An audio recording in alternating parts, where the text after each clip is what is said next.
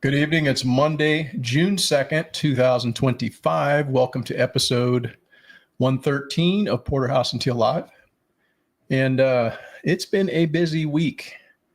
Often feels like we are spinning our wheels here and not going anywhere. But when you actually pull back, you zoom out and look at all the things you get done in a week. Still feels like you're not going anywhere. Yeah, we are making some forward progress despite Rebecca's contribution over here. But I guess that's all we can hope for. Some weeks feel exceptionally accomplished. We're busy getting a lot of things checked off of our lists, and other times it feels like we're kind of just doing the bare minimum to maintain the homestead. But yeah, how are you doing this evening, Rebecca? First things first. I'm doing pretty good. Recovered from my race, which is nice. I've started to increase my mileage. My poor neighbor, I use their driveway as a part of my run. And most of the time it's not an issue. Sometimes it kind of gets their dogs a little stirred up, and then I feel bad, but I keep doing it anyway. Yeah. What can I say? Yeah. Yeah. Yeah. So you're doing good. I'm doing good. I could complain, but I'm not going to complain. Yeah. Yeah. How about you? How you doing? About the same. I'm a little tired. But again, what's the point of complaining? We just got to keep plugging away and making progress. And that's really what we're doing here. Right now here in the Northern Sacramento Valley, we are under a red flag warning, which is pretty frequent occurrence here in this part of the state. And what that represents is it's indicating that we are at high fire risk for wildland fires. And the weather events that are associated with that are usually aligned with high temperatures, low relative humidities, and high winds, which increases the fire danger. And last night, I was awakened in the middle of the night, hearing the wind out there doing its thing. And I knew this weather event was coming, but yeah, it was definitely hot when I got up to let the dog out in the middle of the night. That's usually an indication of, a hot day to follow. It's really only about 100 degrees here. It's not extreme in any respect, but the wind is blowing out of the north. Not yet. No. I think it's not going to get that hot this week. So it's not really the high temperatures. It's really the low humidity and the wind that's associated with it. And it really drives home the fact that it's important that you do that homework out there, getting your property prepped for, such an occurrence, getting your weed abatement done and such. So I know our grandkids are excited about it. They've already been over a few times to swim. Yeah. Well, I'm glad somebody's getting used to the pool. I don't much use it. You don't much use it for that. But I mean, obviously it's nice to have the grandkids over and the family over to utilize it, because what's the point of having a pool if grandkids can't come and swim in it, right? I'll swim in it. It's not quite long enough. It's almost like if I go out and try to do laps in it, it's like you push off the wall and you're almost to the other end. Right. So yeah, there's not really a whole lot of swimming. And I would consider our pool kind of on the large size. Yeah, for a backyard pool. It's pretty long, and it's like 9.5 feet deep. So it's a decent sized pool. But to your point, I mean, you like to swim laps, and so it's really not cut out for that. But yeah, it's good to get in and splash around when it's 100 degrees. But with my kids would leave their children, our grandchildren here with us. I don't have a problem teaching them to swim. It makes our daughter extremely nervous. Matter of fact, I was trying to do a little water play with our 1-year-old grandson. And all I could hear, still sticks in my mind, is my daughter, "Mom, Mom, Mom." She was so nervous. I let him go underwater. She freaked out. Yeah, well, I guess that's what moms do, right? Yeah. Yeah. But anyhow, hey, good evening, Skanes girl. Welcome. And we are doing good here. And Albert Arkwright says hello from Australia. So welcome to the welcome to the broadcast from over across the pond, I guess. Well, that's not really the pond. That's down under. Mhm. So welcome from down under. Yeah. Well, at the race, we met a couple folks from Australia also. That's right. They were camped right next to us. It was pretty cool. And they had just come into the country, first time here. And she's actually, I got a little piece of her in the video that I put together for Rebecca. And yeah, both her and her husband were first time here in the States, and they came to California to go to this race. And so it was just kind of cool getting a chance to visit with them over the course of the 4 days that we were there. But yeah, straight from down under. So welcome, yeah. Albert. Very sweet people. Yeah, they were cool. Hello, Skanes girl. They were cool. And Albert. Yeah. So this week on the homestead, one of the things that we did, and this isn't really that much homestead related, but I thought we'd mention it because we mentioned it the prior week. And we actually Rebecca scheduled an appointment for us to go down and test drive a Tesla. And so we have been looking at possibly getting a car. And that's what we were interested in, is seeing what Tesla had to offer. And what we're kind of looking at is the Model Y. It's a 2025 or 2026. It's whatever the latest one out is. But we went down and we test drove it. And what was your impression of that, Rebecca? You got a fly on your head. What was your impression of that test drive? Well, I felt old because it took me forever to figure out how to get the thing working. Right. There's no keys. There's just looks like a credit card. Yeah. And then once you do that, then you have to figure out, how it is that you switch it up to go forward or swipe your finger down to go in reverse or what have you. Anyway, we figured that out. We finally made it out of the parking lot. Yeah. Decided to test out the, what's it called? The where it drives itself, but it's supervised. You have to pay attention. Eric kept trying to get me to close my eyes. Yeah, and you did, and it didn't gig her because she was wearing glasses that were tinted, and so it probably didn't see that her eyes were closed. And but when I closed my eyes, the damn thing basically said, you're done. It shuts you down. Yeah, it shuts you down. So it's a system that wants you to continue to be looking forward. You can't like fall asleep and do a bunch of wackiness without it like telling you, hey, pay attention, because you're supposed to be, it's called full self-driving, FSD. Supervised. And in the very near future, they're going to come out with a version that will be unsupervised. And my understanding is it'll just be merely a software update that you'll be able to upgrade to. And I'm sure it'll be an additional fee. But let me tell you guys. Well, before he gets to that, okay, I was driving. Okay. And he wanted me to give it a little bit of gas, which I did, but I was a little bit hesitant. Yeah. And so after my drive, I had asked Eric if he wanted to drive. So we switched spots. Now you can go. And too bad London's not here because I could plug something in. But anyway, go on. Yeah. So no, it was just an incredible thing. We put in the address to where she grew up, her childhood home, and it basically drove us right directly to that without touching the steering wheel, without putting your foot on the brake or putting your foot on the gas. And it just did its thing. It put its blinkers on, it changed lanes, it slowed down when it was appropriate, it got close to cars when it was appropriate, it maintained the proper distance. It was quite impressive. And then it pulled up in front of her old childhood home and pulled over and said, hey, you're here. But it's just an incredible thing to see how technology has actually progressed at this stage of the game. And, as I said before, when you're talking about artificial intelligence, what we see today is the worst it'll ever be. It's always going to get better moving forward. So I never really thought we would be at the point where cars were this dialed in this soon. Mm-hmm. But yeah, it was quite impressive. And then as far as the acceleration on this car, and now this isn't the high performance model or anything. This is just the all-wheel drive long range, they call it. And I've never felt a car accelerate in this way. I mean, it was almost, I felt like my brain was being sucked back in my skull. Seriously, I'm not exaggerating. It felt like somehow pressure was put onto my eyeballs, like they were moving backwards in my skull. Mhm. What was it? Something? I mean, Well, that's what I wanted London to hear, because he always talks about us having a jet. And that's the closest to a jet we probably are going to get.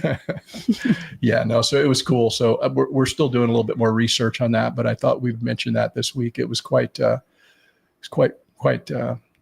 worth our time, I think. Mhm. Yeah, would you not say?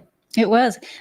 What he failed to mention when it pulled up next to my old home that I grew up in is it proceeded to pull forward and actually park itself. Yeah. Sweet. Yeah. It said, Skane's girl says, I didn't learn to swim until I was older, and I went swimming at the lake and in pools frequently. When I was 5, my brother swam under the water and pinched my toes and told me the fish were biting me. Yeah. Yeah. And then I was almost 10, Jaws came out. Yeah, that was quite the movie back in the day, Jaws. Mhm. You know, I mean, obviously all the technology and everything at the time, it was best as it had ever been, you know, but it was quite groundbreaking, a lot of that. And just the storyline to it is a big movie. It's like in the 70s, I think. Mhm. Yeah. Let's see here. So, My sister and I, when we would go to Southern California to see our aunt, and my mom was not a strong swimmer. And we would swim way out there, and she would look like a crazy lady standing on the beach, jumping up and down, trying to get us to come back in. And the more she did that, the more we laughed, and the further out we swam. It's a good thing nothing happened to us, but yeah. good times. Yeah. Yeah. It's something to remember, I guess. Yeah. But anyhow, hey, this week, without fail, we're getting rid of our sheep one way or another. Hell or high water, they're going. And we are going to be loading them up come, I think, Wednesday, since the sale, I believe, is on Thursday. Or maybe I need to load them up tomorrow and get them down there. But we're going to get them down to the auction and just get them gone. Mm-hmm. I think that's the best move we can make at this point. Because we're not getting a whole lot out of them. And I think we need to make that change here on the homestead for, you know, the various reasons that we've listed in the past, but they're going to be out of here. Are you heartbroken? They keep you company when you're outside. Bah. Do you want to keep them or do you want to get rid of them? I'm not the person that's moving them around. I know. Okay. So they're gone. Anyhow. So what is your take, Rebecca, on the general vibe in the chicken yard since the roosters have been taken up? Know what? They are so much more calm. They even will come and squat down and I'll pat them. And normally they run away from you, but I've had several of them do that. Just squat down and kind of spread their wings. They're waiting for you to breed them. Pet them. Oh, yeah. Waiting for you to get on top of their back and fertilize their eggs. Yeah. Let's see here. Oh, God. I'm not following what Skanes is saying. Lucky for me, adipose tissue floats and women naturally have more of it. In other words, she floats well. Okay. Men have a lot more muscle. Muscle sinks. Fat floats. Okay. I think that's what she's getting after. Oh, I see. Yeah, that's true, right? Mm-hmm. It's a true story. Yeah. Is that why you're such a good swimmer? Because I'm fat, yeah. You're not fat. It's called adipose tissue. That's a nice way of saying it. we're getting educated. Yeah. So, yeah, I agree that the hens are just much happier, and it's the general vibe in the chicken yard is a little bit more chill, and I'm going to feel much better about having the grandkids, you know, in that area now, because that just really bothered me with that rooster, because you never know when he's going to, like, you know, he's damn near as tall as them, you know, and so it'd be easy for him to take a swipe, and I'm glad he's gone. Yeah. And they want to follow you everywhere. Yeah. Yeah. And I also, I did some garlic processing today. Of course, last week I harvested it, but this week, I got into the process of basically bringing it indoors. Now, it's not exactly fully dried. It will do the remainder of the drying indoors. So we'll have to monitor it and then process it a little bit further and divide it out, separate it out to do what we want to do, the different things, either storage, our general use, or we're going to process some of the more inferior bulbs into garlic powder. And so we'll garlic powder and freeze dry some of it. Yeah. Freeze dry it. And then you can make garlic powder out of the freeze dried garlic. You can, or you can have it just as diced garlic. Correct. So however you want to process that, that would be great. But I weighed what we grew this year, and it was 35 pounds. Yeah. Yeah. So it's a pretty sizable box, and that's probably going to get us through the year, I would hope. We like a lot of garlic around here. But again, I need to leave a little bit of the garlic back for my seed garlic for next year. But I actually shot a little bit of content. And so if that's something that anyone is interested in, I might be putting that video out this week if I can kind of put it together and get it uploaded and then maybe publish it this weekend. So if you're thinking about doing your garlic, because it is that time of year, maybe you want to take a look at that. I'm sure there's a lot of people that may listen to this that have, experience in growing and doing garlic. However, there's always things that we can learn from one another. Either that's a good idea, or maybe that's something I don't want to do. So, again, take that for what it's worth. And like I say, I'll probably try to put something out this week that'll be a little bit more explanative of what I did here today. But so the bulb you gave me to use for dinner tonight was obvious that it was not 100% dry. I mean, I used it anyway. It's not going to hurt. Yeah.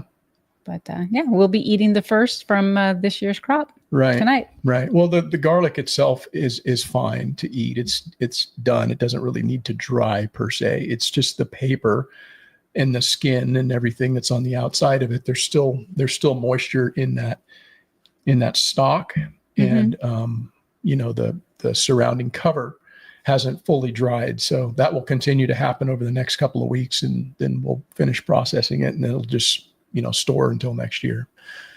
But anyhow, that means my kitchen is going to smell like garlic, which I find that to be fantastic. Yeah, absolutely. HRDs, how are you doing? Speaking of vehicles, let's see here. Speaking of vehicles, what homestead tractor thingy do you have? Do you recommend it? If you're referring to what we have, this past year, I purchased a tractor because I, for many, many years, didn't have a tractor. It was an expense that I would have liked to have had, but I just decided, I'll just do it the old fashioned way, do it by manual labor. And that's the way I grew up. That's the way I was, I guess, comfortable doing shit half-ass and making things a little bit harder on myself. So this past year, I purchased a tractor, and I bought it. It's called an LS tractor. And it's actually made by, I think, Alice Chalmers is the parent company that makes LS tractors. And, it's a good brand, Japanese tractor. A lot of the tractors that are out there are made Japanese, Kubota, and even John Deere to some extent, right? They've got some of their products that are coming out of Japan because of where they've decided to build things. But this is a good tractor. It's 40 horsepower. That's something that I wanted to have at least that size. And that's what I have basically. And it's got a front end bucket that's about a half a yard. And then it's got a backhoe attachment that it came with. And then I've since purchased some additional implements, which is very handy to have, obviously. I purchased a box scraper, and I also have pallet forks. So I can take the front end bucket off and then put like forks on the front, so I can move pallets around and do different things that way. And then I most recently just purchased a flail mower for it this year. And one of the reasons, again, was to help to mitigate some of the fire hazard that we have around here, because I was doing it, again, half-ass out there on an old lawn tractor, beating it up.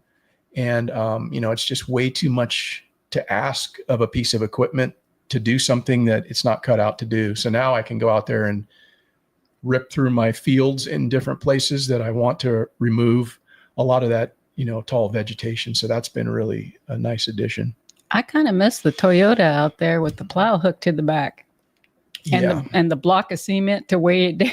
Yeah. I was disking my field with my Toyota, which again, doing it kind of half-ass, but when you don't have something, you try to make do. And I guess I got that from my dad because I could remember him plowing his field with his Ford pickup. So that's, you learn from your old man and it just kind of chip off the old block. But yeah, that's what I have. Let's see here. So now that Eric's retired, it's been retired now for 10 years. He's really taken to the shopping. I have taken to the shopping. Curtail some of that. It's kind of nice. The shitty part about it is like I do all the shopping and stuff, and then stuff starts breaking. Right. Mm-hmm. I mean, we just had the guy out to replace the thing on one of our air conditioning units. Of course, it's running right now. It's nice in here, but I turned the thing on the other day for the first time. Then all of a sudden, boop, it just decided to shut down. And so we called them, and of course they come out, and it's on warranty, but the warranty doesn't cover their labor. So, there's always a cost associated with something. And so I didn't tell you about the RV thing. It's going to be about another $800. See, I guessed it like 2,000. No, it's going to be about $800. I talked to him this afternoon. So just be factoring that into your planning. But it's like you just, everything comes at once, right? Mm-hmm. Yeah. But once we get it done, it'll be done. And his Toyota is in the shop being repaired. It is. Well, we hope it's going to get repaired soon. Anyhow, UK, Albert Arkwright says, UK require chicken owners to register their flock. Hope that does not occur here. Too much control. Well, it kind of is where we do get every year. They want us to fill out a survey of what livestock we have. Well, how many? Yes, that's coming from the United States Department of Agriculture, the USDA, and we never fill the damn thing out. It's like, you know what? You know everything about us anyhow. We're not going to do your job. We're not going to tell you what we've got. It's none of their damn business. Yeah. That's my take on it. So, yeah, but I would not be surprised, Albert, if in fact in California they try to do something like that in the future. I don't know, man. Politicians are so interested in controlling people's lives. And it's very, I don't know what kind of person that is, Yeah. And not only do they ask you, but then they start asking you some kind of personal questions in there too, that has like really nothing to do with your livestock or whatnot, Right. Let's see here. Nosy. Let me go back to these comments here, guys. So. Hello, Double Oz. Double Oz is in the house. Good evening.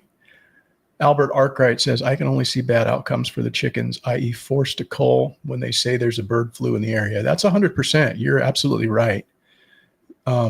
There's a lot of things that if they knew about, then they would have heartburn on. So a lot of times it's just better not to say anything to the authorities.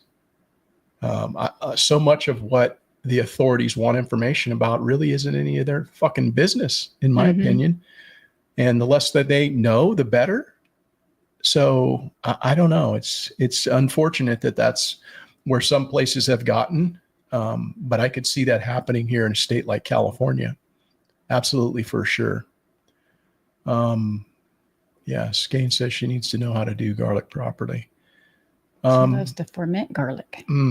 Yes, I love to ferment garlic. I could eat that stuff all day. Yeah, garlic is, man, it's a really good herb. It's something that we both really enjoy and use in our cooking all the time. And so it just makes sense. Let's see. HRD's asked, is it used or new? No, we bought a new tractor. And we just bought it new. So it's kind of nice actually having something new for a change. Most of the stuff I have is all janky and run down. So when I get something new, it's kind of like, oh, this is nice. I didn't know it was like this. Power steering and, just easy to do stuff, Yeah. It's nice. Feel like a big kid. Let's see here. Stuffing still in the seats. Yeah. That's always nice too. Let's see here. Maybe you could pay attention to those. I really can't read that. Well, lean forward. Can't you like read that? You can't see it? Get you some binoculars. Yeah, that would help. Yeah. So anyhow, just be looking for that video, Scanes, if maybe you want some, insight into kind of how I do it and why I do it, the way that I do it. I will say this as a caveat that, a lot of different people do different things in a myriad of different ways. Mm-hmm. And the way that I do isn't necessarily the only way to do it. It's just what has worked for me. And so that's why I decided to share that. Not like, hey, this is how you do it, but this has worked for me. And so, take that for what it's worth and, use it accordingly. I will say that I think it's always a good idea for both you and I, Rebecca, but also people out there in the homesteading community for us to remain focused on, things like sustainability and having redundancies. And we like to take kind of a diversity in our approach to the things that matter most. So if it's, let's say, water, it's good to have a diversified opinion, or excuse me, not opinion, but approach to where those sources come from. Don't just put all your eggs in one basket and rely on that. And so when I'm referring to diversity, it's not like some woke term.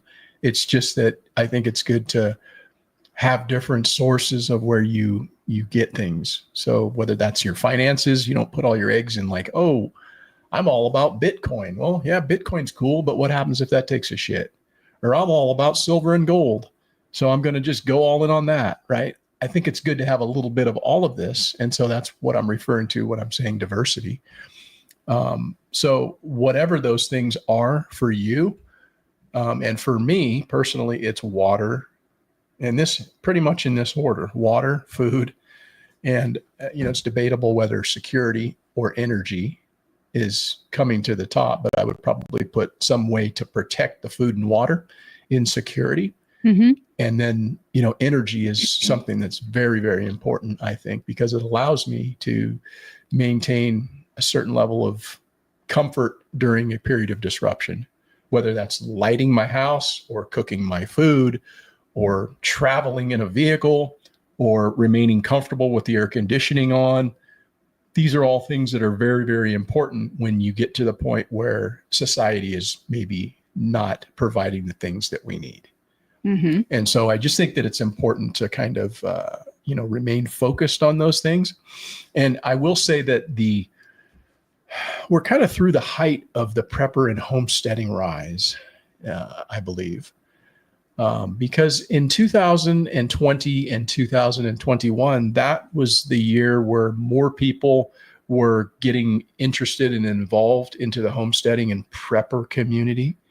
And that was obviously triggered by the events of those years. COVID-19, you had, a government that was in many ways suppressing viewpoints of people that did not agree with the government.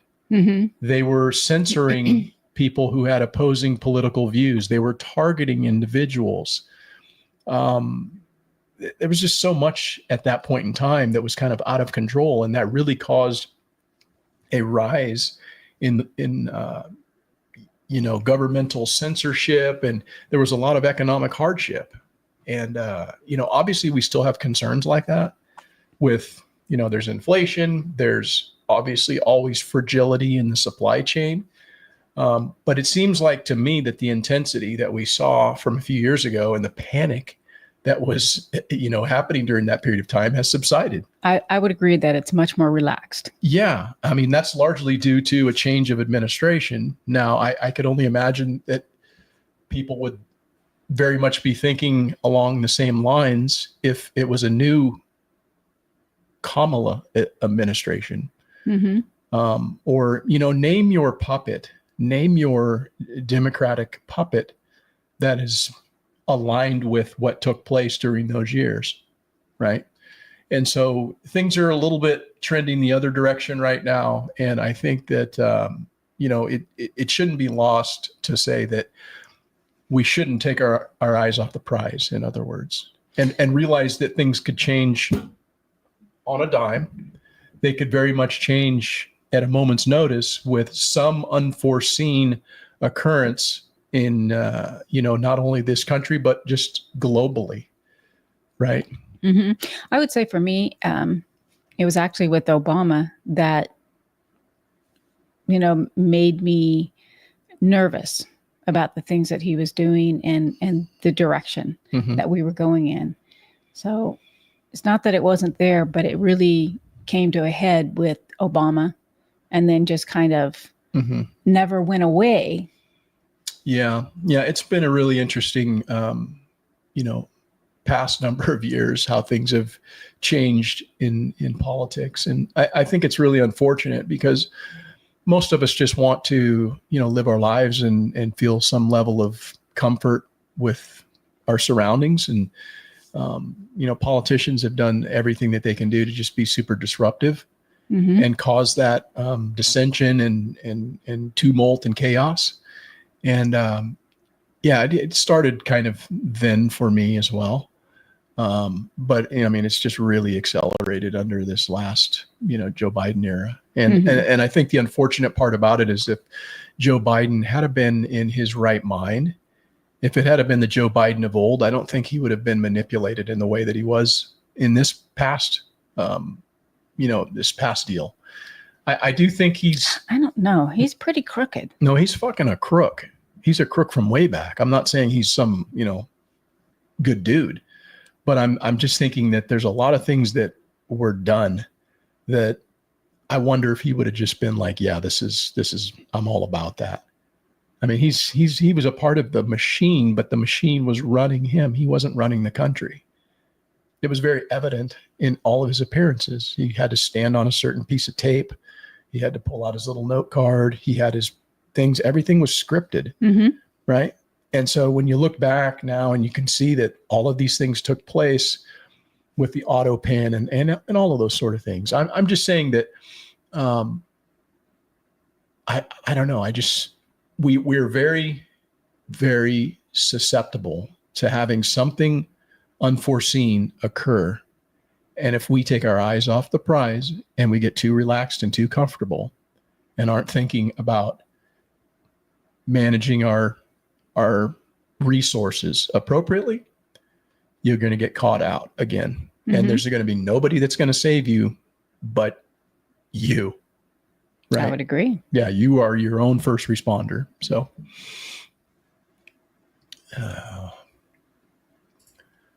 let's see here.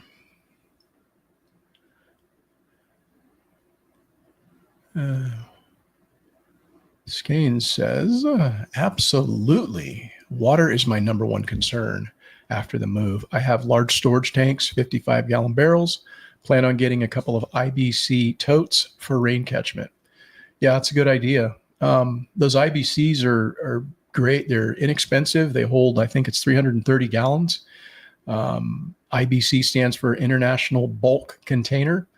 And they're very useful. The one thing I will say about them is if you don't cover the outside, the water that you store in them is going to... You're going to get mold. No, you're going to get algae, not mold. Algae. Sorry. Yeah, that's what I meant. Yeah. So you can do some things like maybe paint them or cover them or somehow just to kind of exclude the light from getting in them. But yeah, those are good. Definitely short term. And then over time they will degrade from the ultraviolet exposure.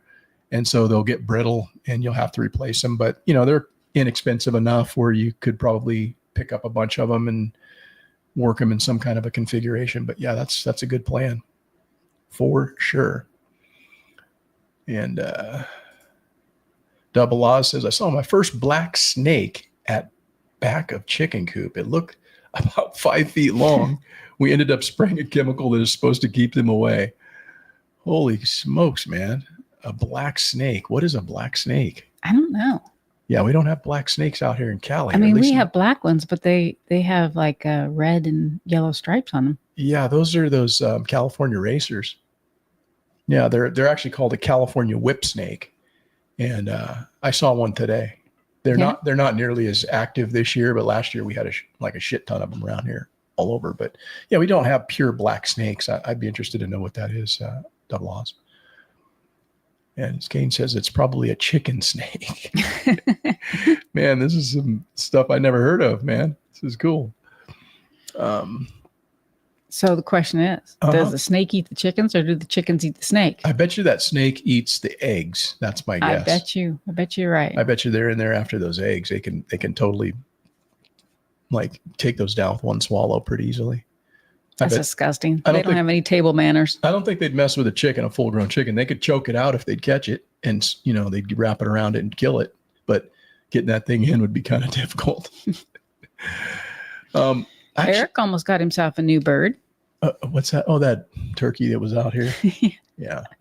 Every now and then we get kind of a stray that lands in our yard, and then the bird is just lost. But yeah, we had what was it, a guinea hen? Yeah, the guinea hen. That was a couple years ago, yeah. and then we got this thing in there yesterday, and I think we've had a pheasant land. Yeah, we've had all kinds of birds show up, but they don't always stay. But anyhow, so let me ask you, Rebecca, what's the number one tool or resource on the homestead you couldn't live without? Well, I don't know if I should refer to you as a tool, but I don't think I could live without you. Huh. Well, that's. Yeah, I mean, you provide a lot of assistance outside and maintain a lot of what I probably would struggle to do. Huh. Yeah, I think you could live without that, but me or whatever. But I mean, okay, that's nice of you to say. Yeah, and then the other would be it's not a tool, but you guys were talking about it earlier. Would be running water. Yeah. I find that a very valuable tool. Well, that's to have sprinklers and everything. I suppose you could call a sprinkler a tool, but I would refer to if that question were asked of me, I would say along those same lines, it's water. Mm-hmm. That's a resource, and nobody lives without water for very long. And so when we're talking about something that you couldn't live without, that's what I would say is that resource is water. Now, there's a lot of things that we say that we couldn't live without, but in reality, that's probably something that we could live without, but it just makes our life that much easier. Well, for example, your truck is being repaired, and we've always had our own vehicles. In this case, we are kind of sharing a vehicle. That's only because I don't want to drive my other truck. Well, yeah, it would cost too much to drive, and it's so big. But anyway, that's kind of the first time that we've just kind of tossed a vehicle back and forth. Right. And it's nice to have your own, but it's definitely doable to have just one. Yeah, I guess homestead wise, that would along those same lines. There's a lot of tools. There's a lot of implements. There's a lot of things that would be very nice to have that I kind of need around here. Mm-hmm. But they're not something that I couldn't live without. I don't think any of it. I could live without a vehicle, but if I had to pick something that I would make my life a lot better, it would be having a vehicle here with fuel to go somewhere, to travel off the property and come back. That would be very useful. But anyhow. I think just having the ATV restored has been very useful. Yeah. Yeah, it has. So let me ask you, obviously a lot of times we have things that are failures or setbacks.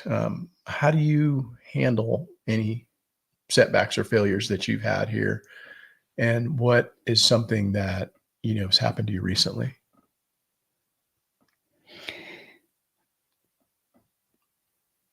Well, for me, I tend to, it's disappointing when you get a setback. But if you can look inside yourself, how you can overcome that setback, go around it, or repair it, or you'll find that you can come up with ways to deal with things that are not working properly. Like I said, the car, we worked that out, Mm-hmm. sharing one vehicle. And what was the other part of the question you asked me? Well, either a setback or something that's been a failure. That's been a failure. I don't know that we've had too much of a failure other than vehicles kind of taking a dive on us all at one time. Yeah. I think those are two separate things for me. I mean, a setback is something that's merely just preventing you from getting to your end goal or what you had intended to do. You're just being delayed. It's a setback. And a failure to me is something that you've attempted and it's proven to be a failure. And I look at that as something to learn and to grow from. Mm-hmm. Obviously when you fail, you don't want to do that again. So you Well, have to. I don't know that you don't want to do that again. You just may not want to take that avenue of how you were approached it.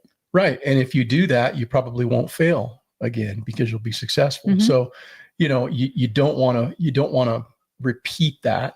It's a learning experience. And I think that's the whole point of life. So I guess I don't look at that as a failure. It's still a setback. Okay. Well, I guess we're arguing over really a fine detail or disputing a fine detail between the two. But, I don't know.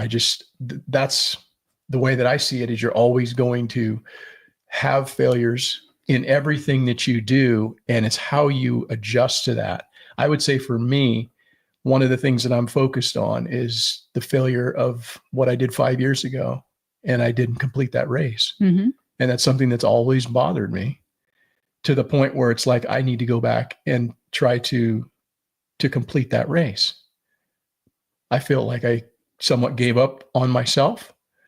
Looking back on it, it was the right decision at the time, but looking back on it, I made some mistakes. And so I want to go back and try to rectify that. And so again, failures are just a part of life. It's how you deal with those failures that you're presented with, Mm-hmm. or that you encounter. How do you rise from them? Do you rise again to meet that challenge and to overcome that? Or do you just say, I think you have to, otherwise you'll end up being kind of depressed, or you'll adjust to that and just always. Yeah. I think a lot of times people, when they fail, and now it depends on what they're failing in, right? Mm-hmm. Like in business or something, you go and you try this business thing and it doesn't work, it fails. It doesn't mean you just keep going back and trying to make the same thing work when it's a bad business idea. You move on and you do something else, but you learn from that. Mm-hmm. And so, I guess in this sense, going back to this race is not like, oh, you just keep going back to the well. If I fail here, which I don't intend on doing, I'll probably still be like, I'm going back to that. I need to complete that because I know I'm capable. So anyhow, that's how I look at it. But yeah, I just I don't know. When things don't work out, I reassess and reevaluate what it is that didn't work out. And so my end goal is the same, but how I achieve to get to it is different. yes. Yeah. So what's something on the homestead right now, Rebecca, that you are just loving from the standpoint of a dish or recipe that you're making, that you're really into, that you love right now? And how do you basically incorporate what we grow here on the homestead into that? So I really like basil, or pesto, I should say. I really like pesto. I like pesto to put on hamburgers. I like pesto just for pesto on spaghetti noodles. basil can be put into an avocado dip and everything else. And so now that it's in season, I'm really loving the fact that we have our own, and I don't have to go and try to purchase it from the store, because a lot of times you get it from the store, you open it up and half of it is like gross. Yeah. So I'm excited that that's coming in. Yeah. And there's a lot of like pesto salads. Yeah. And everything else. So it's So very useful. So I'm gonna get just inundated with pesto now, because it's pesto season. Maybe. Well, there better be some garlic in it too, because well, there's a lot of that in that's there, right. Especially in my recipe. Right. There's like twice the amount of garlic they tell you to put in. Yeah. So how about you? I don't really cook on so it's not like I'm you don't, but right. What do I like? Is that what you're asking, or what is there something that's in season, or well, what I'm in particular right now that you're liking that we can incorporate from? Well, I'm looking forward to getting some of the melon that I've got planted out there, so that comes in. We're quite a ways away from that. Melon is, generally speaking, going to be about 125 days from the time you get the seed to germinate to, any meaningful fruit, when we're talking about like watermelon. So I like that. I like the summer season, when the summer garden is coming into its full effect. And so we're getting to the point where we're going to start harvesting some of that here this summer, and I'm excited about that. But I don't know. I like a lot of the things that you've been making, a lot of the comfort foods, right? You're making chili tonight, even though it's like 100 degrees out there. It's not chilly weather, but we're having chili because this way we can sit and visit with you guys, and it can be on the stove and cook. Yeah, that's a good idea, right? Multitasking. Yeah. Awesome. It's my bots in there cooking the right. Yeah. Well, I think those will be here soon. Humanoid robots, right? Yeah. Yeah. Would you entertain having a humanoid robot? I don't really have a problem with doing house chores other than dinner.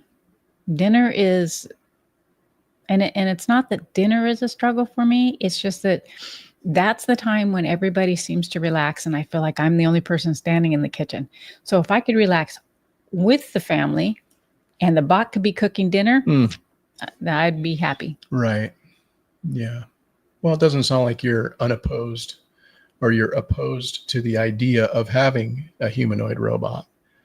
I think it will be interesting in the next 5 years as this technology comes into more of a view for people. And I know that there's a lot of people right now that are shaking their head going, oh, this is a bridge too far. I kind of agree with that. I kind of agree. It is a bridge too far, but what are you going to do to stop it? And if the technology is out there that can make your life easy, do the things that maybe you don't want to do. Hey, I got a pile of fucking wood out there that needs to be split. I'd rather not do that, quite honestly. I could have somebody else do it that doesn't get tired. Just plug them back in, right? So I don't know. It's an interesting thought experiment, but I do think that we are not going to see this in our lifetimes. That's what's interesting to me about it. It's not like something in the future. It's not like the Jetsons were when we were kids, right? Right now is the Jetsons. Yeah. I was listening to, again, I'm not sure who I was listening to, but they were talking about in the future, a human marrying their bot. Yeah, you're going to start seeing weird shit like that, man. People got some issues psychologically. I mean, it's going to happen, right? I mean, what you won't be. I think that's really disturbing, but you know what, man? Like, who am I to judge? if that's what you want to do, then fucking knock yourself out. Kind of makes it hard to have kids. Just don't expect me to like, sit there and not make jokes about it. But anyhow. Little oil can on the side. Yeah. Let's see here. Albert Arkwright says, we just had Kamala here on the Gold Coast. Thanks for sending her to us. Made a huge difference to our lives. I bet she did. Oh, she's a piece of work, man. It's just such an amazing thing that was even a possibility of happening. She would talk and you'd be like, what'd she just say? Yeah. Yeah. Here's the thing that's so weird to me. It shouldn't be weird. I understand this, but it just, we get in these bubbles where we think, people think like us, or they see the same algorithm as us, and they just don't. Mm-hmm. They just don't see the same things that we're seeing. And so we believe a certain way, and it's right. But what we're not seeing, what they're seeing something that's fed to them that reconfirms and confirms their own, institutional bias, if you will. Mm-hmm. And so, and that's truth to them, just like what it is that we listen to is truth to us and what we believe. Yeah. Yeah. It's an interesting thing, but again, that's all I believe by design, just in order to divide us. Let's see here. Property owner Double Oz says the property owner said it possibly was a rat snake. My coop is securely wrapped in hardware cloth. Yeah, hardware cloth. If you got that on there good, there's not going to be any snakes getting through there unless they find a little crack to slither through. They can't chew through that stuff. That's pretty good stuff. And then Skate says yes, they will eat the eggs if they can get into the coop, but most of the time, I find those and pine snakes after mice or frogs. Pine snakes. Again, something I'm not never heard of. Yeah, I'm unfamiliar with that. Hogs 14 in the house. How are you doing this evening? Let's see here. Let's see. Double O says, I have a watermelon that I harvested last August. I wonder how it will taste when I cut it open. Yeah, that's a all right. I don't think they last that long, do they? I've never Is it preserved in any way? Gosh, I've never kept a watermelon so long. Is it still on a vine? You'll have to get back to us on that, Double Oz. I'd be interested to know what a year-old, 10-month-old watermelon is going to be like on the inside. Never heard of that. Is it like huge? I've never heard of that. That's interesting. But I am curious, huh? Yeah, I'm very curious as to what would be on the inside. I can't imagine it didn't already rot. So maybe it's a special brand. Yeah. So let me ask you this one last question, Rebecca. I would say, obviously our perspectives tend to change over time. And so has your perspective on sustainable living evolved, and what change do you wish you'd have made sooner, if it's evolved at all? I kind of wish that we had actually started doing the gardening a lot sooner, because it's pretty nice to have your own fresh vegetables. Mm-hmm.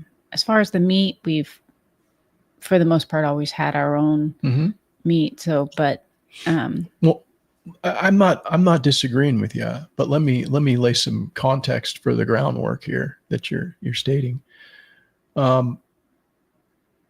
Prior to me retiring, I was gone a lot of times in the summer, and it was very difficult for me to have a garden. That's where I was going, is that it would be difficult to do the things we like to do and have the garden. Right now, we have a daughter who we kind of rely on to come and take care of it when we're gone.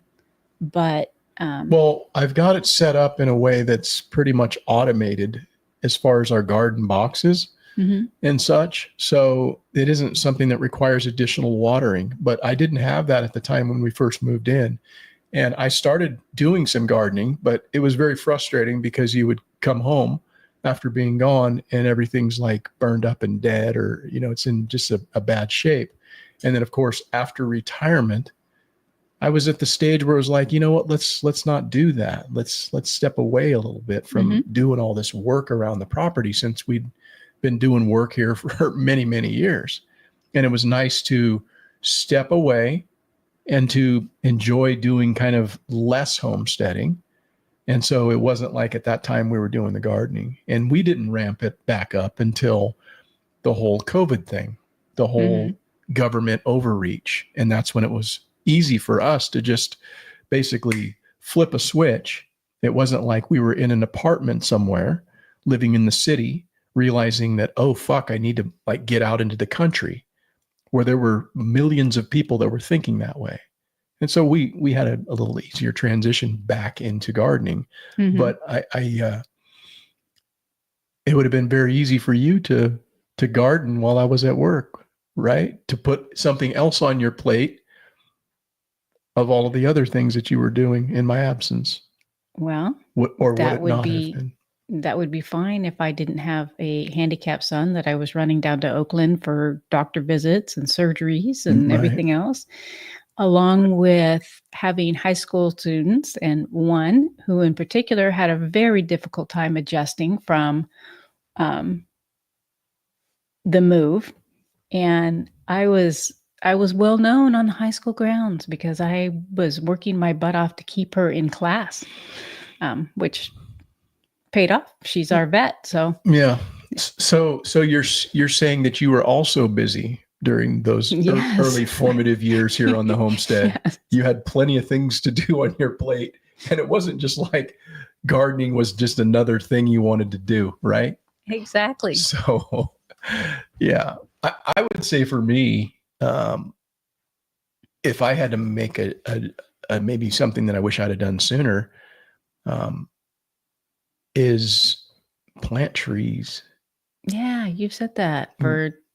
Yeah, I mean, I've planted hundreds of trees on this property, but I should have done it in a way that made more sense from what I'm thinking about now, i.e., privacy and those sort of things. Because trees take forever to grow. Right. So when we bought this house, in essence, it was a house that had absolutely no fencing around it, no fencing around the swimming pool. And there was a large tree in the front yard, and there might have been. There's 3 trees over here. There was 3 trees over there. Trees. Very little infrastructure, in other words. So there's a lot of work to do. And I planted a lot of trees to get it looking in the way that it looks today. But I wish I would have done more of that. But it wasn't done because of the livestock that we had running in those areas. It would have required additional fencing to take place. And but again, hindsight is 20/20. But I would say that I wished, if I had to do it over, I would recognize that as a new homesteader on a piece of property, because trees take a long time to get established and grow. But once you have them, they are such a valuable resource to your property. And so that's something that if I had to do it over again, I would absolutely do that. And another thing that if I had to do it over again, starting from not having this property, it would be looking for a property that had those things that I'm looking to do on my property. So right? When we bought this privacy, place, the place next to us was for sale as well. And I had an idea. I don't know that I could convey the idea to you. Yeah.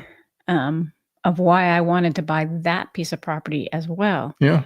But because obviously what I just talked about, high school kids will be high school kids.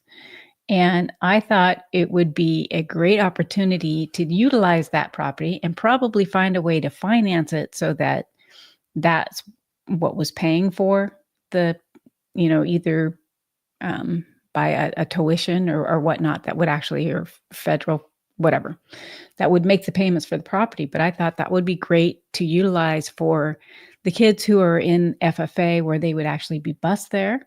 It was where their animals were at. They could take care of their animals. They also could learn to do gardening and everything else, and they would go home. That would still be our piece of property. Kids would be there. So in hindsight, I wish that I could have conveyed that better, because I think you thought that I meant that that's where I was going to be the whole time. Yeah.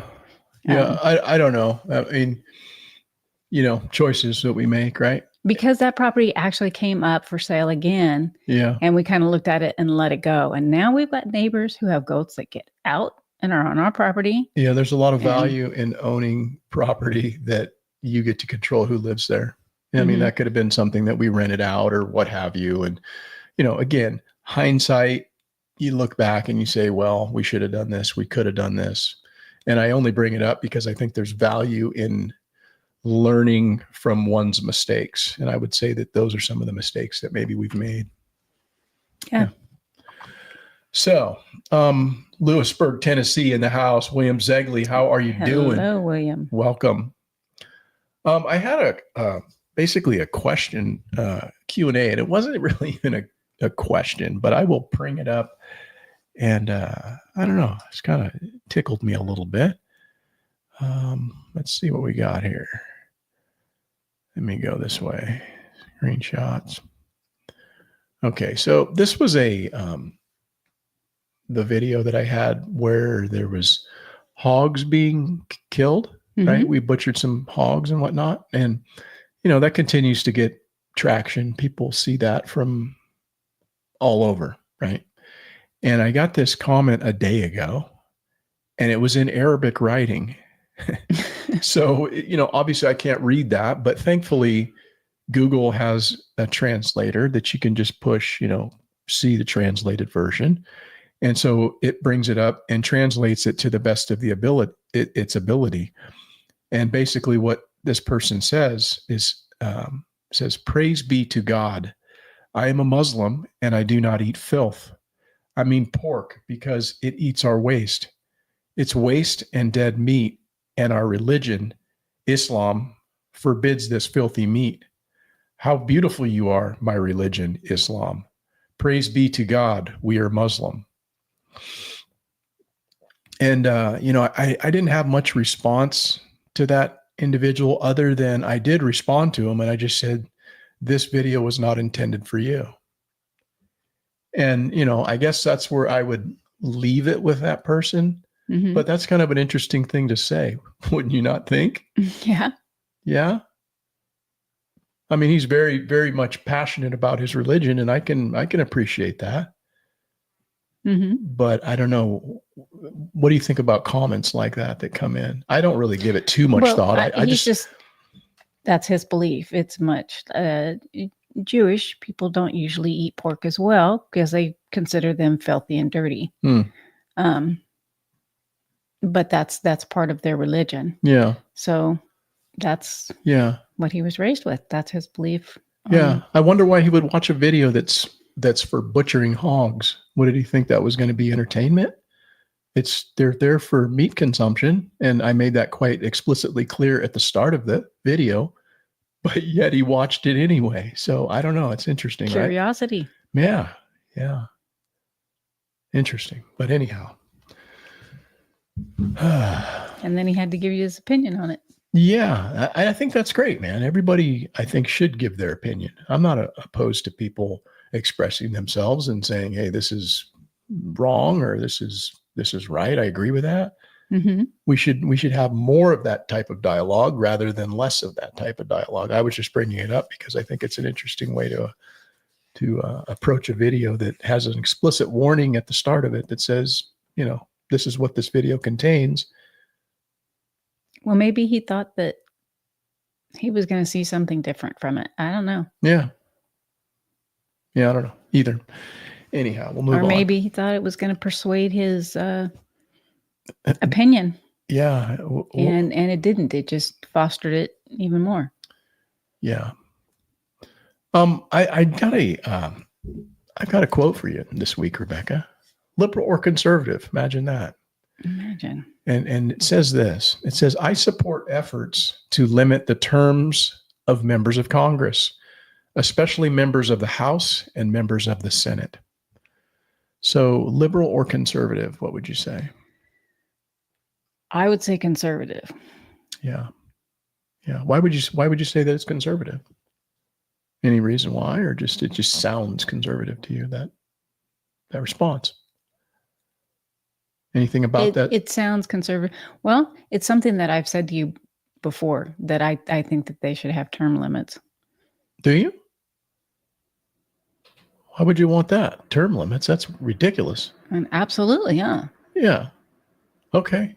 So because I don't think that they should be sitting up there at 98 years old where they don't even know where they're at. Right. Right. Yeah. Well, I think that you're right. It is a conservative. It was the former Vice President of the United States under George Herbert Walker Bush. It was Dan Quayle that said that.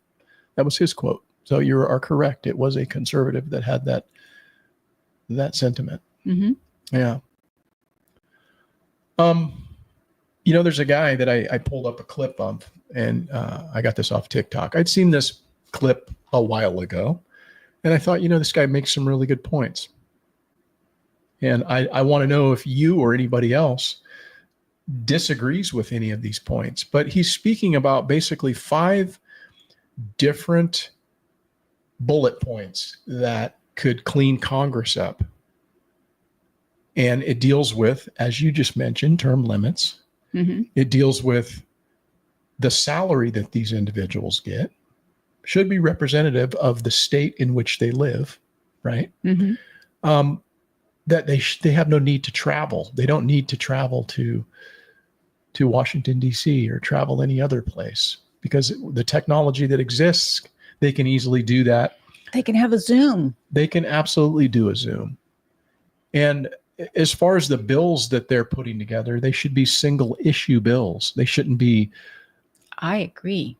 Right? They should not be these huge, multi-faceted, got stuff from every angle. You don't know what's in it, bill. Right. And that's what we have. And then whenever they're talking to the media, they're to be under oath. That can be used against them. The media is a wing of it should be an extension of we the people. They are supposed to be the gatekeepers, or not really the gatekeepers, but just somebody that's going to regulate and to inform when there's and challenge certain untruths, from government officials. Mm-hmm. However, the unfortunate part about that is we all got to see within the last number of years that really only happens on one side. Yeah. If you're on one side of the political spectrum, you are questioned, and that's rightfully so. They should question and expect answers from their elected officials, but they don't get that from the other side. Dating back to Obama, mm-hmm. They never challenged that guy at all. And then, of course, Biden. What are they going to challenge? They never. So they're not doing their job in a due diligent way. And so, but he brought these things up, and I guess I would say the question is, what percentage of the American people do you think would support these sort of initiatives, in your opinion? Those 5 key bullet points. And now, before you give me an answer, I'm going to play you this guy's clip. And let me just give you fair warning that this guy says fuck a lot in this video. As much as you? Maybe even more so in this particular video. But just be forewarned. I think that if you're here and you're listening to this content, you recognize that it could potentially be harmful. So take that as it were. But anyhow, take a listen to what this dude says and tell me if you out there disagree with really anything that he's saying. And if so, I'd like to know why you disagree. And let me hear you sound off. But here's what he has to say. Would fix how fucked up the United States Congress is with 5 simple rules. The first rule obviously being term limits. The people in Congress should be just like the president. They are only allowed to serve 2 terms. Then they can make way for someone else who has something else to say. Rule number 2, congressmen and women are paid the median salary of the state they represent. If the congressman or woman wants to make more money, they need to take action to raise the median salary of the people in their state. This will immediately guarantee that they understand the people they represent. And I know people are going to say that would be hard to do because they have to go back and forth between Washington and their state. That leads me to rule number 3. No more traveling to Washington, and also no overseas travel paid by the taxpayer. Now, how will we accomplish this? Easy. We all know what fucking Zoom is. It is 2024. There is no fucking reason for our representatives to be traveling to Washington. There is no reason they have to meet in the same fucking room. You just install big ass iPads on each chair and they can talk it out over Zoom. It's fucking insane that we are paying for our representatives to travel all the way across the country just to fucking vote. All we need is big ass iPads, secure push button voting technology, and video conferencing technology. 3 things we already have. As for the overseas travel, there is zero fucking reason for a representative from Idaho to have to go to Paris on official business. They are not foreign dignitaries. They are not part of some international Peace Corps. They are representatives of their state, so they need to stay in their fucking state. Now, if they want to go overseas on vacation, that's fine. They can pay for it themselves. But there's absolutely no fucking reason taxpayers should be footing the bill for representatives or senators to fly overseas. Now, without them traveling all over the place, that's going to free up a lot of time. And that'll lead into rule number 4, which is single issue bills only. Any bill that's submitted to be voted on can only be about one single issue. There is no fucking reason a veterans benefit bill should have anything unrelated to veterans in it. It should be putting up one issue at a time, voting on one issue at a time, and passing or not passing one bill at a time.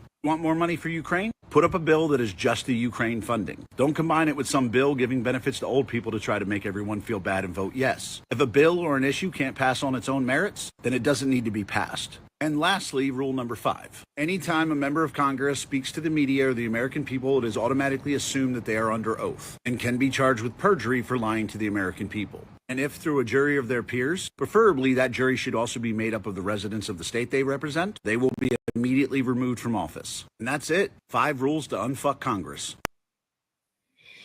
So let me go back to my earlier question, Rebecca. What percentage of the American people would support these initiatives, in your opinion? Now, let me caveat that by saying that if we could remove the political origins of the initiatives, and what I mean by that is, let's say a liberal was saying, hey, this is what we want to do. What percentage of liberals would support that? And if a conservative said, hey, this is what I want to do, or just let's remove that altogether. It's not coming from Donald Trump, or it's not coming from Joe Biden. It's just, this is what's being stated. And there's no real political wins, so to speak, from either side. What do you think percentage of the American people would actually support this? I would think the majority of the people would support it. That's not a percentage. Okay. And let me say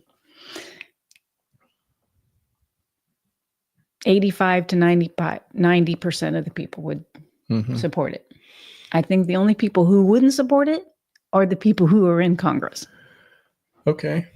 Well, there's only like 535 House members and another 100 senators. So that's okay. Then 99% and only 1% that do not support it. Okay. Okay. So you're saying that everybody's going to essentially support this bill. There's nobody going to be in opposition to it? Just the people who are in Congress. Yeah. I don't know if there's a lot of people who wouldn't support something like this just for the mere fact that they have a reason to oppose it. But if you didn't have any political ties to it, I think a lot of people would. Yeah, I think so as well. I mean, I don't think that guy's got something out in left field. I think those are really good ideas, but it'll never happen, unfortunately. Right. And I agree with when they want to fly to another country, that ought to come out of their own pocket. Yeah. Yeah. Or even just having a reason to be in Washington. What do they need to be in Washington for? It's to go to all their little meet and greets with the lobbyists and all the people that are greasing their wheels, greasing their palms. to put this in that bill and to vote for this. They're getting all this money being thrown around. That's what they need to actually do, is to reform the system that allows lobbyists in politics. Mm-hmm. That's the biggest problem right there. But anyhow, we're never going to change it by just sitting here talking about it. We're not. So you want to go stand on the street corner with some signs? Yeah, actually, we see that quite a bit in our town these days. We do. Saw that just the other day. And again, it's free speech, man. It's a free country. And I think it's great that people can go out there and protest and say their piece. It gives them some form of voice. Mm-hmm. And that's what our system should encourage and allow, so long as it's being... Yeah, as long as they're not being aggressive or harm is... Nonviolence, right? Mm-hmm. I think that's fantastic. Even though most of the people that are out there, generally speaking, don't agree with what they're out there protesting, but it's their point. It's their place to do it. It's not where I thought you were going with that. Yeah. Hogs seems to think that in that last question, 65 to 70% is his guess. He has a less than charitable, or not quite as an optimistic view of the American people. I actually think it's more than that, Hogs.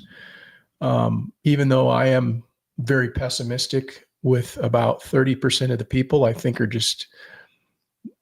just not very well rounded as far as their maybe their ability to think outside of their insular bubbles, right? Mm-hmm. I think it's higher than 65 to 70%. I would tend to agree with you, Rebecca. I think if you remove politics, and if people didn't know where those were coming from, or they thought they were coming from their side, they would probably actually think that was a good idea. Yep. Right? But let's see here. So, I guess I've realized for a long time that one of the main jobs that politicians have is to keep the ordinary people, the 95, to keep us divided over issues rather than solving any of those issues. They're used as political wedges in order to drum up business, essentially. But it's really about keeping people from actually uniting in this country. And so whenever I come across content that validates that, what I believe, it kind of resonates with me, and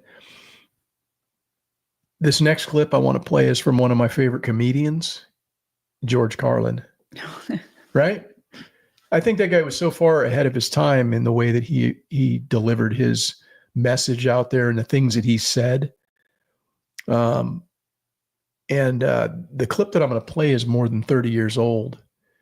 And it's not, in my opinion, entirely 100% accurate. I think it's about 95% accurate, what he's saying, that I agree with. But ladies and gentlemen, George Carlin. This country is our differences. It's all they ever talk about. Politicians and the media always pushing the things that separate us, things that make us different. That's the way the ruling class operates in any society. They divide the rest of the people. They keep the lower and the middle classes fighting with each other so that they, the rich, can run off with all the money. Fairly simple thing. Fairly simple thing. Happens to work. Anything that's different about us, that's what they're pushing at you. Racial differences, religious, ethnic, national backgrounds, jobs, income, education, social status, sexuality, anything they can do to keep us fighting with each other so that they can keep going to the bank. You know how I describe the economic and social classes in this country? The upper class keeps all of the money, pays none of the taxes. The middle class pays all of the taxes, does all of the work. The poor are there just to scare the shit out of the middle class. Keep them showing up at those jobs. Yeah, I think there's a lot of truth in that. The one thing that he said that I don't agree with 100% is that the rich don't pay any taxes. They pay a shit ton of taxes. Yeah. They pay the majority of the taxes. It's just that the way that it's structured, they have so many loopholes where they get a lot of benefits for all the money that they do kick back in. But there's nobody that individually pays more taxes in this country than Elon Musk. It's just, it's just based on what he earns or what he's worth, And so I disagree with that aspect of what he said, but all the rest of it I think is absolutely true about them wanting to divide us down these certain artificial lines, whether it's color, race, or gender, or whatever, your perceived difference is. But we're essentially all the same. Right. Well, in previous presidents where they've talked about where they want to raise the poor up to the middle class, it's never going to happen. Yeah, I think that by design, it's probably never going to happen. But it's just the way societies probably will always be, because there's always going to be the haves and the have-nots. Take a look at North Korea. I don't know if they have so much of a middle class. I think they probably do, but it's a very small middle class. The majority of the people there are probably quite poor and impoverished. But only the select few that kind of get, you get a few extra crumbs, so you get to drive a car. You actually can own something or whatever if they permit them to do that. As long as you stay in line. Yeah, it's weird. It's weird, is it not? How humanity can be cruel to other humans. Yeah. In that sense, Control. Yeah. What would be the perfect world if you could change one thing about the world? What would be that one thing that you would change to make the world a more perfect place?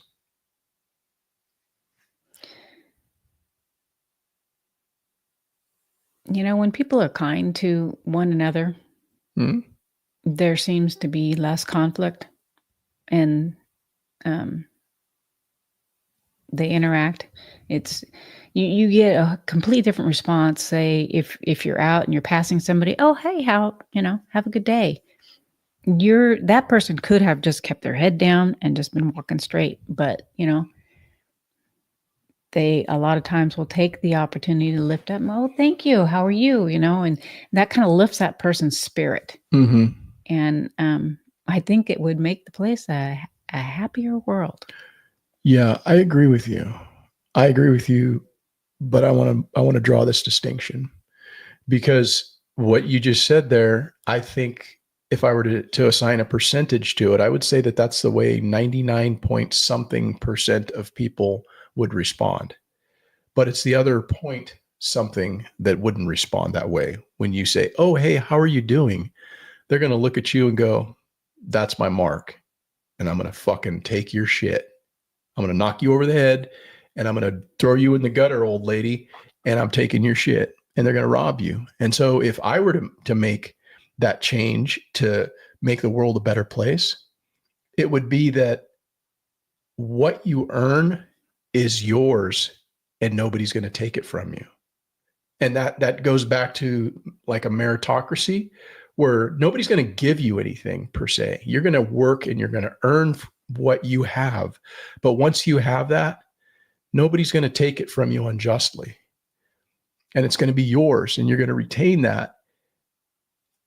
And it's going to be respected. So I would be able to live in a society where I wouldn't have to lock my car when I drove into town. I don't think that's true. I think you always have thieves. Well, that's what I'm saying. I'm saying in a perfect world. I know a perfect world doesn't exist, but what I'm saying, if it were me, it wouldn't just be that people are kind to one another. It would be that nobody takes your shit. Nobody covets your stuff. Right? I could be in society. I could not lock my doors or windows at night, and I would have the feeling and the knowledge that nobody's going to come in and do anything unjust. That's a perfect world, in my opinion.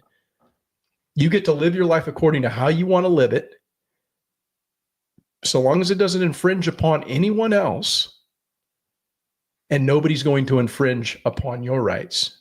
That's a perfect world, in my opinion. What could be better than that? You get to live your life according to what you like, so long as it's not hurting somebody else or infringing upon their rights, and their shit is never going to be taken from someone else by you. That's the perfect world, but it's never going to happen. Yeah. Like, not even a percentage of that is even possible.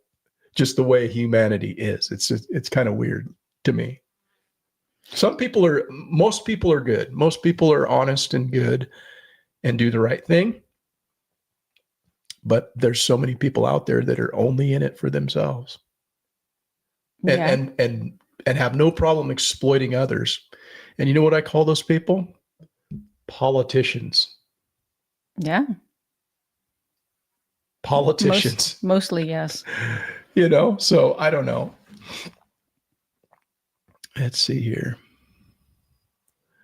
Yeah, Hogg says he only said that 65 to 70% because our state, referring to California, is mostly red, but is Democratic. Yeah, there's a lot of people that I think that are, liberal, that would support those initiatives, especially if they thought they were coming from their side, just because they're ideologically influenced, I should say, right? Mm-hmm. If they thought that was coming from the Democratic National Convention or coming from the first Black president, Obama, oh, isn't this great? This is going to be just amazing. All those people that would shit talk and say, oh, that's terrible if somebody else said it, they'd probably support that. I don't know. I'd like to know the reasons why somebody would not want to support any of those things. Give me a good reason. Well, it's what they listen to. It's what the message that they're hearing. Yeah. This person is bad. Right. Albert Arkwright says politicians are the same no matter where you live. They are a unique species. I am using the word unique to be kind. Yes, touche. I agree with that. Let's see. I am okay paying taxes. I am just against how they spend it. Yeah, see, I think that when you say things like that, Albert, you make too much sense. Well, I mean, I think the majority of people don't have problems paying for things in a society that needs some form of structure. I would think it would be better if maybe we didn't have government, but only because government has shown itself to be so inefficient and wasteful. That's the only reason that I think, oh, this government thing is like, man, there's got to be a better way. That's the only reason I say that, is because they fucked it up so bad. But who in their right mind wouldn't be okay with paying a little bit extra, maybe to provide for those that can't provide for themselves, or providing for those in society that need a little hand up, not a hand out, but a hand up to a certain point, right? This isn't like an open-ended check from the government that gets siphoned off of your hard work and gets funneled to people who have nothing because they haven't applied themselves, but rather somebody who has maybe been a little down on their luck and just needs a little bit to get them up and over the top, and are completely thankful and grateful for that and are going to make the most of it. Who would be opposed to that? I mean, and if you're opposed to that, I'd like to know why you're opposed to that. Well, I've always said to you, as far as the whole welfare program, it should not be designed that you live on that. It should not be the same as the minimum wage. It should be less than that, to encourage you to want to earn more. Not, why should I go get a job if I can make $20 an hour just sitting here getting high on the couch? Why should I go to work? Yeah. I think that's, and it shouldn't, and there should be a time limit. If it's like 6 months, and hey, if you haven't gone out and looked for a job and did this and did that, okay, well, we're going to cut you back 10%. Yeah. And until. I think the majority of people are kind, benevolent, reasonable people that don't have a problem helping people. Mhm. But where I kind of draw the line is I always feel like I'm getting like taken advantage of. Right. Mhm. And that's partially the reason why I don't roll down my window to help people that are out there that are probably more than likely capable of going out and putting in the work that most other people have had to do, which is to pick themselves up and to get a job, entry level, struggle. And it's going to take time. It's not something that just happens overnight, but people just want the easy fucking way. They don't want to put the work in, and they expect it to happen in a very short period of time. And so I don't know. Mhm. Yeah, I think it's going to be interesting to see moving forward, without a doubt, because there's going to be more talk about this what do they call it? The big beautiful bill. No, I'm not talking about no big beautiful bill. It's what's that where they give them money for just doing nothing? What do they call that? I've drawn a blank on. Welfare. Not welfare. It's this new thing that they're talking Oh, about. I don't know what the new.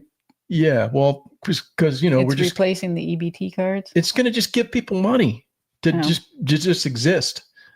Oh, Andrew Wang or Yang brought it up a couple of years ago in its presidential debate, and it's been a topic of conversation ever since. Now that we're talking about all these people being replaced by artificial intelligence. Oh, you're. What do you call that? I'm drawing a blank. It's your income, but it's Yeah, whatever. It's like a universal income or something like Universal that. basic income, UBI. See, that's why we're a good team. She used her left brain, and I was kind of like, I wasn't using much of my brain. I was just kind of floating over here, and she pulled me out of that one. See that? High five. Boom, fist bump. That's good. Yeah. I don't know. I think it's yes. William Zegley, he's on it.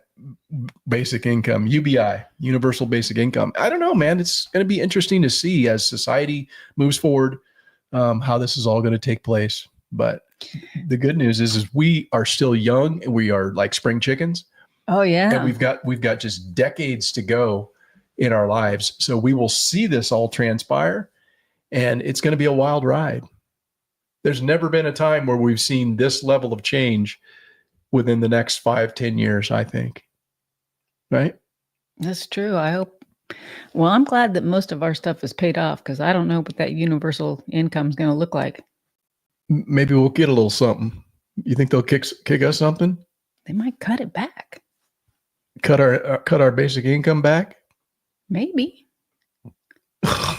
I don't know. I don't trust this whole thing. Yeah, I might qualify for an EBT card or something. I don't know. I'll be out there with a cardboard sign saying, hey, I worked all this time, bust my ass for 30 years and then some. And now I'm out here on the street. We'll work for food. God bless. That's right. Yeah. It's amazing how long they can stand out there, right? If they can stand out there that long, they could certainly stand in McDonald's and flip burgers. Don't you have sympathy for the people that are down on their luck? Don't you have a little empathy for that? Or you just a hard ass in your... No. There are certain people that actually want to have somebody help them kind of get up and dust them off, and they can go on their way. But there are other people out there who like being dirty and just stand out there in their own filth and see. And now beg. this is a free country. However, when it impacts other people, it's not so free. Now you're impacting other people. I think that's where they need to draw the line with some of this stuff. And good news about it is Gavin Newsom's now, he's in full campaign mode. So he's really aggressively trying to clean up the mess that he's fucking created in the last, number of years here in California, going out and talking about the homeless problem and telling the cities they better clean it up. So have no fear. He's on the case. Don't believe a word he's saying. That's what I have to say about that. Yeah. So anywho, I don't know. Do you have anything else you want to talk about tonight, Rebecca? I think we I don't think so. Yeah. We kind of, other than vehicles breaking down and our RV breaking down, well, it didn't really break down, but had problems. Yeah. Had some problems. Yeah. Did you know this though? George Carlin, I was going to say this. He died in 2008. You believe that's been that long? That's been a long time. That's a long ass time ago. Mm-hmm. And he died June 22nd. So in 20 days, it'll be the anniversary of his death. He died on your mom's birthday. Well, that's a cheery note. Yeah. I think, you know, what's good to see, guys, I think it's really cool is to see that comedy has kind of come back in essence. And, you know, there was a time where in the last few years, you couldn't say certain things. There's a lot of this woke bullshit. And comedians were scared to say certain things without getting like canceled. Or people were scared to say things online without getting doxxed.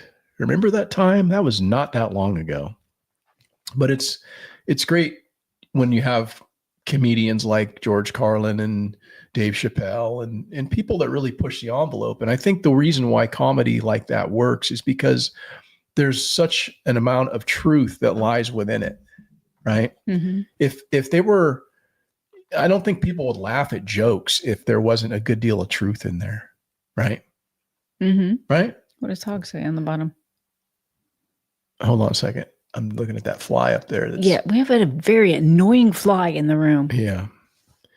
Yeah. So I think that good comedy, it really makes people feel uncomfortable, not because they are telling lies, but because oftentimes so very close to the truth. They are pointing out what many of us are thinking, but don't have the courage to say out loud in public. So when they say something real close to the truth in a comedy act, it gets quite the reaction because people are like, "Oh, that's hitting close to home," or "Yeah, that's funny. How ironic." And so it's just good to see that coming back because we had a society like that for so very long. At least when I grew up, you know, we had shows like Archie Bunker, right? Like the All in the Family, and they were edgy, said things that were topical, intense, racially and politically. That's what made them so good. Is we could laugh at ourselves, and we weren't all uptight about shit. And I was a really kind of a freaky time here this last number of years where we were in a society where it was like that. It was weird to me. And I was thinking, man, is this how it's going to be? Yeah. But it's unfortunate. It seems like it's just taken that swing over to Donald Trump where he's not politically correct. He says all the things that most people actually say in private. Right? But then they get around their little cliques and their groups where they feel like they need to fit in. And then they like, oh, that's so terrible. But when they're by themselves or in a certain group of people, they say things that are very unpolitically correct. Everybody does that. It's okay. We can laugh at that, right? Yeah. Shouldn't we be able to laugh at that? Yeah. At a fucking racial joke or something that's, you know, I mean, if it's funny, it's funny. And don't get butthurt over it. So I don't know. I just think that that's where society should be. That's the way it was when I grew up. And I'd like to see that return and stay in the United States of America. Yeah. So, let's see here. What happened to Roseanne? I don't know. What happened to her? What happened to Roseanne? Have you heard something about what happened to Roseanne, Rebecca? I have not. I have not. I don't know if you're talking about the show or you're physically talking about Roseanne. Yeah. Yeah, she's a very interesting case study. Really the only woman that ever had 2 number 1 sitcoms, and they canceled them both. Think about that. When she got canceled her first time, #1 fucking show. And they canceled it. Yeah. And then Shouldn't have, but- she came back and she did another thing a few years later. And it was kind of cool actually, because they had the liberal chick on there, that Darla or whatever her name was, Darlene. And she was actually playing the liberal, which she is. And Roseanne was very much so. Yes. Yeah, Roseanne was playing the conservative, being like a Trump supporter.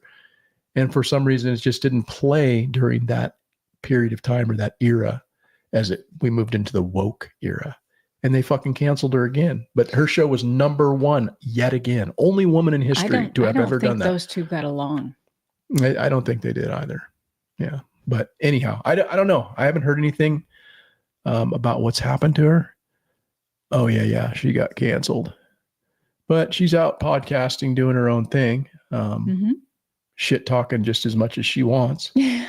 And so that's the way it should be. You know, people should have the ability to say, you know what, I like that content or I don't like that content. And they do that by either listening or not listening. Right. Mm-hmm. And that's the beauty of the whole thing. People can listen to us or they can not listen to us. They can either like it or they can not like it. And that's just the way that it is. It's their choice. Yeah. So I think that's what makes America great. And then Hogs says now her and her son have a podcast. Yeah, her son helps her out quite a bit. Yeah. I've listened to a number of their shows. I haven't listened to any recently, but I have listened to her. She gets on one, man. She does. She gets on one. Yeah, just don't start talking about the Jews, and she'll, if you start doing that, then she's going to come unglued. Mm-hmm. She's going to defend it, man. But anyhow, I think we're going to rock and roll tonight, guys. We've been on here for about an hour and 40, shooting the breeze with you. And I want to thank you guys for joining us yet again on a Monday evening. Kindly dropping in. It is, it's a little warm in here, but it's even warmer outside. And I've got some things. Hot outside. Yeah, it is hot outside. What am I saying? We got some critters to feed and we got some chili to eat. But I hope you guys have a great week. And be thinking good things moving forward this week, Rebecca. Yes. Got anything else to add? Absolutely. Y'all come back now. Is that as good as you can do? All right. Loco, what's up, man?